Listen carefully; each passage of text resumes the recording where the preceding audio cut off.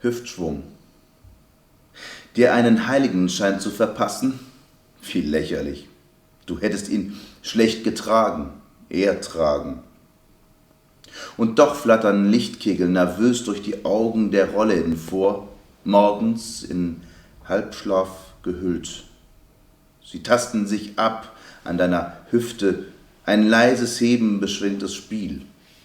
Die Corona haucht deine Silhouette an, schüchtern, naiv, eine Linie eingefasst in weißes Tuch. Mein Zeigefinger steigt in den Wettbewerb ein, mein Zeigefinger zieht nach, was die Prismen des Morgens vorzeichnend formen.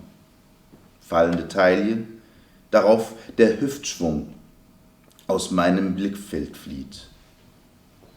Allenfalls ein leichtes Beben, aus einem Räuspern ergangen, stört das Spiel, legt das Tuch in neue Falten, kleidet dich in neues Licht.